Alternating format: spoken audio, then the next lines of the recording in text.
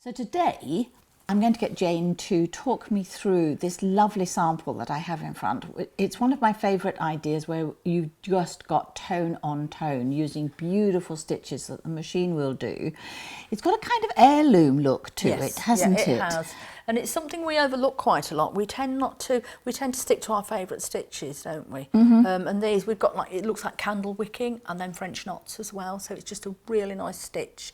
And it gives quite an elegant feel to a project as well, but with a modern twist to it. Yes. No, it's really, and there are two stitches, yes? There's a sort of straight one and a kind of ziggy-zag. So that's done in my favourite tone on tone. But I've got another sample here which uses modern variegated threads. Aren't we so lucky with these We've threads? got some fabulous threads. That's a 12-weight Madeira, so it's slightly thicker than you would normally see. Okay. So again, we would always use the purple tip needle with it, and the other key to remember with the thicker thread is you will have to thread the needle by hand. And the purple tips mean that you've got the bigger eye for the bigger thread, so you get to sew, but also when it's sewing, it's kind of for the machine, isn't it? Because these threads get quite warm in that space, particularly if they're thing. So we've got, so you said it was a 12 weight, so here we are with the 2 stitches done in this again. Yes. I think the variegated threads, they just open up so many possibilities for you now. I'd say we are very lucky with the different threads that we get. Yes, very much so. Very much so. So you've got this... I've got that one there. I'm going to pop that one there for a second. On the machine, haven't you? Yes. Yeah. So you're going to look, there's just some different variations of colours there. And again, how we can build the stitches up. Oh, yeah, and I mean, you do get the border guide foot, which is one we've never looked at, but that would be a great foot as well with some of these stitches to use. And again, we also use the beading foot with the straight stitch on here with these. I'll show you in a minute. So using this and the purple tip needle, what machine, the foot have we got on the machine? For this stitch here, for this one, I would use a standard satin stitch foot, the F foot, or if you want the F2 foot with the open toe, so you can see. Yes. Oh, I'm better with the open toe, to be honest, for me. Sometimes and again, but again with this one here, looks like a little row of French knots. This is the one I would go for. That one. It's got a multitude of uses. I don't think I've ever sewn beads on with it, but I've sewn a myriad of other things with it. I love covering cords with it and things like that. It's really handy foot. But it's great because, let me just pop it out here. Because it's designed to it's only the strung beads that you can sew with these, but it's designed so you've got, I think we can see that little groove in the middle. On the underneath, so it allows the heavy with the French knots. It allows them to go through, so we get a really good finish. Doesn't get stuck when it goes over here. No, so it's a really nice foot. Yes. A lot of feet have got multi-purpose uses. If you look at them, you can do lots of different things. And with them. turning them over really tells you their purpose. If there's a hole in it, it means it's going over something, doesn't it? And it's designed to do that. Yes. So going back to this though, this relationship of the thread to the needle is equally important. It's very important. All machines. Also, again, it won't go through the needle thread. It won't work for you. So please just thread it manually. Yes. And do those. Yeah. So I'm going to pop this up now. I'm going to get this out. And these stitches that we're using today, we're using stitch number 6 today in the decorative. Okay. Which is here. So I've already got it selected on the machine.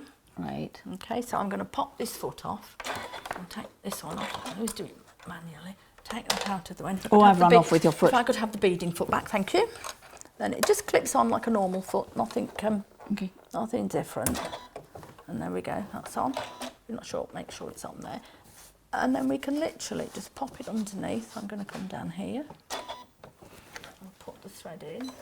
And again, don't race with the machine. Let the machine take its time when we're doing this. I'm going to snip this little piece off. Normally, I would do a little scrap first, just so I've pulled both threads underneath. Okay, I was going to ask you about that. Yes, okay. Yes, we do that. So we go. Oh, I'm doing it again. I keep forgetting. I've got foot pedal here for today. Okay. So again, don't race with it because it needs to form that little raised French knot effect for you. And then if you're racing, it's not going to have stitches in between. But you can see with these how now, because it's running through that groove underneath, it's not flattening the stitch at all. No, it's very nice. And it just gives you such a nice effect. I mean, you can do some fabulous cushions and things with these. So what happens, this is on this scrap, we're just going from edge to edge. What happens if you wanted to stop now? So now you can either just physically stop, or I would use the lock stitch. Right. So it will finish the pattern repeat and tie off for me. Finish the pattern repeat, that's the before room. It stops, so that's going to finish the pattern repeat for me there. And then Okay. And I think with these as well, excellent. We've looked previously at the bridge stitches, so you could put a bridge stitch in between if you want a larger gap in between them. There's all sorts of different ways it can use these stitches. The other one that's really nice, I'm going to pop these out, we've got them, is we can use it for inserting tapes and lace. So we've got a really nice, oh, that's lovely there. So you can see how the stitches are used on there. So it's very heirloom, that will be fun. Can you imagine if you're doing a christening gown or something, and you could insert some lace and use all your beautiful heirloom stitches. And this is thinner thread. It is a thinner thread. So you could get away with a thinner needle. Yes, I think it's a case of, you know, sample the fabrics that you're using it on. You know, if you're using it on, say you wanted to put it on some silk or something like that, I would always sample it first. Yes, it's like a christening gown. Yes, it would be fabulous to do something like that. Really lovely. Yeah, I can imagine this also as a cuff for somebody's clothing and whatever. Absolutely bridal gorgeous. even. You could pop it into bridal wear, things like that. So really lovely. So that's the stretch. So this is worked exactly the same way. You just dial up. But you stitch can't number obviously 7. you can't use a beading foot with that, because the beading foot is designed. It's not designed for the needle movement that we've got on there. So you go back to the satin foot. I would put the satin stitch foot on for that, definitely. And then again, when you get to the end of your works, you press the here, which would which would or finish alternatively, the you can take your needle up and take your work out and then cut the threads and tie it off that way. It depends what you're making and where you're finishing. But this finishes the actual stitch run, doesn't it? It does, by using that stitch. But it's just a beautiful way of using the stitches differently on the machine, and also using the stitches. You know, when you look at stitches, sometimes you overlook what you can do with them if you're not careful. I think so too, and I think in today's world, this combination of the wonderful threads we have and these decorative stitches is really inspiring. Thank you, Jayne.